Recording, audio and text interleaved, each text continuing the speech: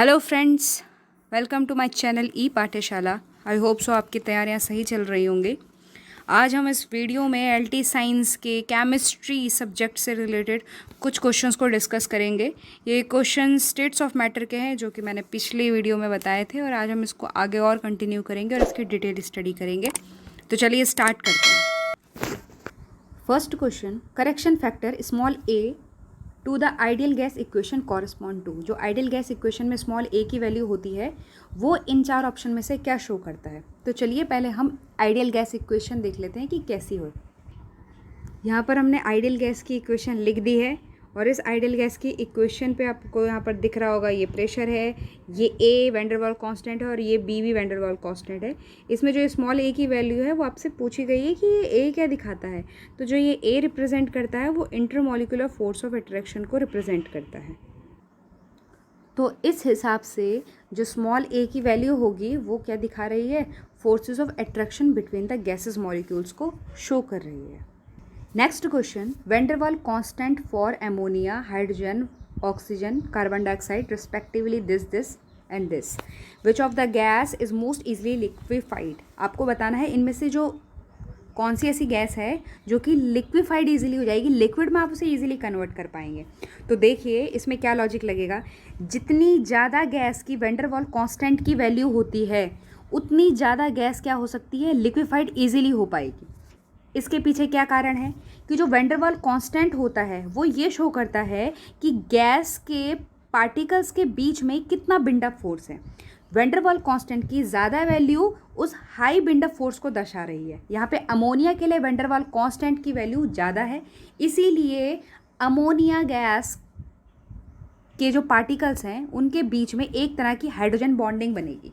आपको पता है कि यदि कभी भी किसी भी गैस के अंदर इलेक्ट्रोनेगेटिव एलिमेंट हो और हाइड्रोजन मौजूद हो तो वो अपने पड़ोसी एलिमेंट के साथ या पड़ोसी एटम के साथ मिलकर के हाइड्रोजन बॉन्डिंग बनाता है। और जब वो हाइड्रोजन बॉन्डिंग बनाने लगेगा तो दोनों मॉलिक्यूल्स आपस में ज़्यादा चिपकेंगे, जिसके कारण कि गैस को लिक्विड में ईजिली कन्वर्ट किया जा सकता है। तो सिंपली आप ये भी देख सकते हैं कि वैन डेर वाल्स कांस्टेंट की वैल्यू जितनी ज़्यादा होगी उतनी ज़्यादा आप ईजिली उसको लिक्विड में कन्वर्ट कर सकते हैं। तो यहाँ पे जो आपका आंसर हो जाएगा वो हो जाएगा पहला वाला, यानी कि ammonia. Next question, which statement is correct. ये आपके पास चार स्टेटमेंट है, इनको पढ़ते हैं और फिर बताएंगे कि कौन सा करेक्ट है। पहला वाला देखिए, अगर आप किसी का टेम्परेचर राइज करते हैं तो जो सरफेस टेंशन होता है वो बढ़ता नहीं है बल्कि घट जाता है। टेम्परेचर और सरफेस टेंशन आपस में इन्वर्सली प्रोपोर्शनल होते हैं, तो ये स्टेटमेंट तो रॉन्ग हो जाएगा। दूसरा वाला देखते हैं, the rise of liquid in a capillary. Capillary में जो लिक्विड राइज करती है वो किस चीज़ के कारण होता है, तो वो डिफ्यूज़न के कारण नहीं होता, वो कैपिलरी एक्शन के कारण होता है। तो ये वाला स्टेटमेंट भी रॉन्ग हो जाएगा। Third one, the viscosity decreases with increase in temperature. जो विस्कोसिटी होती है या जो गाढ़ापन होता है वो घट जाता है जब आप टेम्परेचर को राइज करते हो। तो ये स्टेटमेंट बिल्कुल करेक्ट है क्योंकि विस्कोसिटी टेम्परेचर के इन्वर्सली प्रोपोर्शनल होता है। तो ये स्टेटमेंट सही हो जाएगा आपका।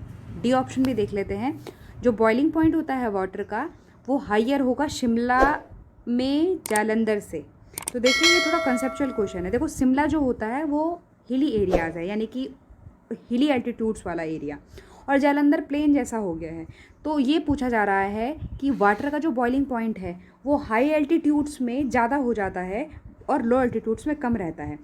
वो स्टेटमेंट हो जाएगा आपका रॉन्ग, क्योंकि जो बॉइलिंग पॉइंट होता है वाटर का वो हाई एल्टीट्यूड में रहने के कारण वहाँ लो प्रेशर होता है, जिसके कारण बॉइलिंग पॉइंट लो हो जाता है। तो बॉइलिंग पॉइंट कभी भी हाई एल्टीट्यूड्स में ज़्यादा हो ही नहीं सकता है क्योंकि वहाँ तो प्रेशर बहुत कम लगता है। प्रेशर सबसे ज़्यादा कहाँ होता है, सी लेवल, यानी कि प्लेन में सबसे ज़्यादा होता है। तो ये स्टेटमेंट आपका रॉन्ग है। बॉइलिंग पॉइंट यहाँ पे वाटर का लोअर होना चाहिए था हाई एल्टीट्यूड्स में। तो इसका जो करेक्ट आंसर हो जाएगा वो हो जाएगा सी वाला। Next question, as the temperature rises from 20 degree से लेकर के 40 डिग्री तक the average kinetic energy changes by which factor. आपको काइनेटिक एनर्जी बतानी है कि ये टेम्परेचर के जब चेंज हो जाता है तो काइनेटिक एनर्जी किस फैक्टर से चेंज हो जाएगी। तो देखिए इस तरह के क्वेश्चन कैसे करते हैं, जब हमें ये बताना होता है कि कितने फैक्टर से चेंज हो गई है, कितना इंक्रीमेंट हो गया या कितने टाइम्स ग्रेटर हो गई है, तो इसका एक तरीका होता है। तो इस प्रकार के क्वेश्चन को ऐसे किया जाता है कि जब कभी भी आपसे पूछा जाए कि पहला वाला दूसरे वाले से कितना ज़्यादा है, तो इसका इजी वे यही है कि सबसे पहले आप फ्रैक्शन में लिख लीजिए और सबसे पहले जिस चीज़ के लिए आपको बताना है, यानी कि जो नया चीज़ बतानी कि नई चीज़ क्या बन करके आई होगी, तो उसको आपने ऊपर रखना है। यानी कि ये पुरानी चीज़ है 1 और ये 2, तो आपने 2 हमेशा ऊपर रखना है और 1 नीचे रखना है, ताकि आपका ईजी हो जाएगा। क्योंकि जब मल्टीप्लाई में इधर चला जाएगा तो आपको डायरेक्ट आंसर मिल जाएगा नीचे की तरह। चलो चलो पहले देख लेते हैं कि क्या करेंगे। सबसे पहले आपको बोला गया है कि जो काइनेटिक एनर्जी है वो कितने फैक्टर से चेंज हो जाती है। तो सबसे पहले आप देख लीजिए कि काइनेटिक एनर्जी का और टेम्परेचर का रिलेशन क्या होता है। ये दोनों एक दूसरे के डायरेक्टली प्रोपोर्शनल होते हैं। Kinetic energy is directly proportional to temperature. उस हिसाब से 2 का टेम्परेचर 40 चेंज हो गया और 1 का टेम्परेचर जो है वो 20 से 40 चेंज हो गया। ये यहाँ पे हमने लिख दिया है। अब ये है सेल्सियस में, भले ही ये आपका फ्रैक्शंस में है लेकिन है सेल्सियस में। तो क्वेश्चंस को करने के लिए सबसे पहले आपको इन्हें केल्विन में चेंज करना पड़ेगा। तो केल्विन में चेंज करने के लिए आपने इसमें 273 को ऐड कर दिया। जब आपने इसमें 273 ऐड कर दिया तो आप नीचे देखेंगे कि KE2 = 313/293 लिखा हुआ है। इसका मतलब ये है कि जब आपने पूरा सॉल्व किया तो ये आ गया, यानी कि जो इसके नीचे KE1 था वो यहाँ पर चला गया है क्रॉस मल्टीप्लाई में। अब वो क्या पूछ रहा है, यानी कि अब वो बता रहा है कि जो KE2 है वो पुराने वाले काइनेटिक एनर्जी से इतना फैक्टर ज़्यादा है। मल्टीप्लाई हो गया ना बीच में, तो ये वाला फैक्टर से राइज हो गया। तो हमेशा याद रखना, जब भी फैक्टर राइज वाला केस आएगा या आपसे पूछ जाएगा कि कितने टाइम्स ग्रेटर है या कितने टाइम्स स्मॉलर है, तो आपने यहाँ से देना है आंसर। तो इसका आंसर हो जाएगा 313/293, जो है पहला ऑप्शन। नेक्स्ट क्वेश्चन, जो गैसेस हैं आपके वो दे रखी हैं, आपको इनको ऑर्डर ऑफ डिफ्यूज़न पर लगाना है। यानी कि ये डिफ्यूज़न का ऑर्डर बताना है कि सबसे तेज़ी से कौन डिफ्यूज़ कर जाएगा। तो देखो, तेज़ी से वो डिफ्यूज़ कर पाता है, इसका एक कॉन्सेप्ट है कि जो रेट ऑफ डिफ्यूज़न होता है वो इन्वर्सली प्रोपोर्शनल होता है अंडर रूट मॉलिक्यूलर मास के। यानी कि जिस गैस का मॉलिक्यूलर मास सबसे ज़्यादा होगा उसका रेट उतना ही कम हो जाएगा।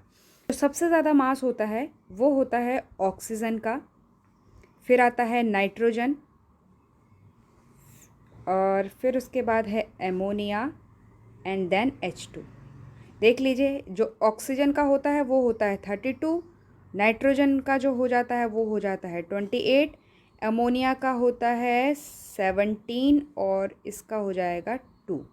तो आप देख लीजिए ये वाला जो ऑर्डर होगा, क्योंकि मास सबसे ज़्यादा O2 का है इसलिए रेट ऑफ डिफ्यूजन इसका सबसे कम होगा। तो जो ऑर्डर होगा वो इस प्रकार से लगा हुआ होगा, यानी कि H2 सबसे ग्रेटर। तो हमारे पास बी ऑप्शन है। देखिए, बी ऑप्शन में H2 सबसे आगे है, फिर एमोनिया है, और यहाँ पर जो है वो ऑप्शन शायद गलत हो गया है।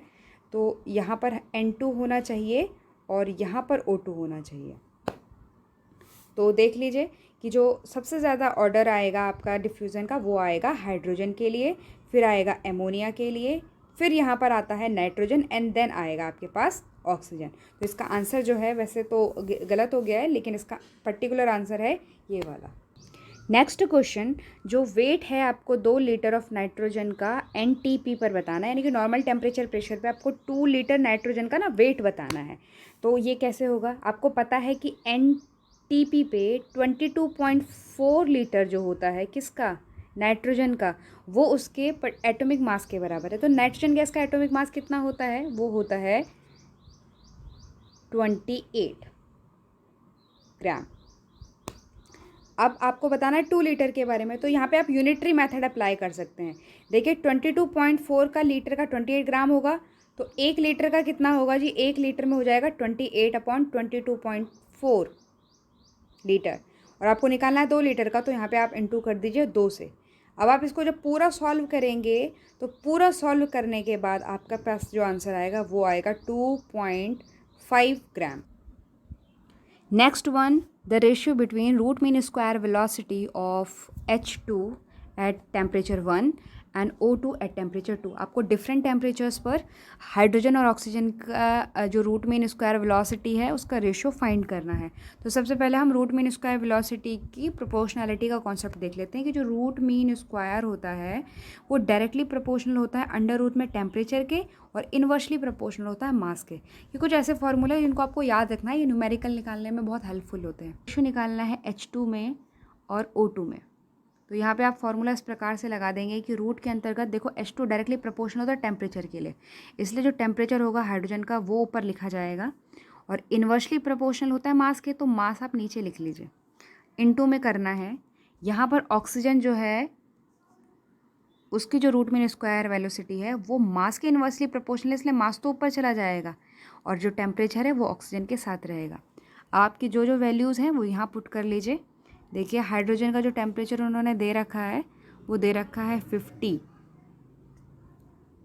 50 इन्होंने टेम्परेचर दे रखा है हाइड्रोजन का, और मास होता है हाइड्रोजन का 2 इंटू मास ऑफ ऑक्सीजन होता है हाइड्रोजन का 32, मास ऑफ ऑक्सीजन इज़ 32 और टेम्परेचर जो होता है वो आपको दिया गया है 800। अब आप इसे रूट लगा दीजिए और सॉल्व कर लीजिए। यहाँ पे आंसर आपका 1 आ जाएगा। इसका आंसर हो जाएगा C option 1। Next question, what fraction of O2 escapes in the time required for 1/2 of the hydrogen to escape. Escape मतलब स्कैपिंग वेलोसिटी की यहाँ पर बात कर रहे हैं कि कितनी तेज़ी से O2 डिफ्यूज़ कर गया है या O2 की गैस रिलीज़ हो रही है। तो आपको इस क्वेश्चन में ये बताना है कि जितने टाइम में हाइड्रोजन गैस आधी निकल गई उतने ही टाइम पे O2 का कितना हिस्सा रिलीज़ हुआ होगा। तो देखिए सबसे पहले हमें स्कैपिंग वेलोसिटी का लॉजिक लेना पड़ेगा कि ये कैसे काम करता है। तो हमें पहले से पता है कि जो रेट ऑफ डिफ्यूज़न होता है वो इन्वर्सली प्रोपोर्शनल होता है मॉलिक्यूलर मास के। तो हमने इस वे में यहाँ पर अरेंज कर दिया। ये रेट ऑफ डिफ्यूज़न है हाइड्रोजन का, ये रेट ऑफ डिफ्यूज़न है ऑक्सीजन का, और यहाँ पर हमने इन्वर्सली प्रोपोर्शनल में लगाया है, यानी कि H2 के सामने है O2 और नीचे O2 के सामने है H2। ये इन्वर्सली प्रोपोर्शनल है रूट में। आपको पता है कि जिस टाइम में जिस रेट के साथ हाइड्रोजन डिफ्यूज़ कर गया वो है हाफ, तो हमने हाफ ऊपर मेंशन कर दिया, और नीचे जो O2 है उसकी आपको कंडीशन बतानी है कि कितनी रेट ऑफ ऑक्सीजन का डिफ्यूज़ हुआ है। तो ये आपने नीचे लिख दिया। अब आप इसे वैल्यू डाल देंगे और इसको सॉल्व करेंगे। सॉल्व करने के उपरांत आपको जो आंसर मिलेगा यहाँ पे से वो 16 मिलेगा, और इस 16 का डायरेक्ट रूट निकाल देंगे। ये 16 का जो रूट आ जाएगा वो आ जाएगा 4। सॉल्व करने के बाद आपको जो आंसर मिल जाएगा वो मिल जाएगा 1/8। तो फिर इस हिसाब से जो आपका आंसर हो जाएगा वो हो जाएगा 1/8। तो आज हम इतने ही क्वेश्चंस करते हैं, और आई होप सो आप ये क्वेश्चन को घर में रिवाइज ज़रूर करेंगे, क्योंकि ये काफ़ी इंपॉर्टेंट न्यूमेरिकल्स हैं जो स्टेट्स ऑफ मैटर से रिलेटेड है। हालांकि काफ़ी बोरिंग चैप्टर है ये, पर इम्पॉर्टेंट है क्योंकि इससे भी कई क्वेश्चंस नीट में भी पूछे गए हैं, और इससे पहले के जितने भी LT के एग्ज़ाम्स हुए हैं उसमें भी 1-2 क्वेश्चन, हालांकि ज़्यादा नहीं पूछा गया है, लेकिन आपको तैयारी रखनी है। तो आज के लिए इतना ही। Thank you and have a nice day.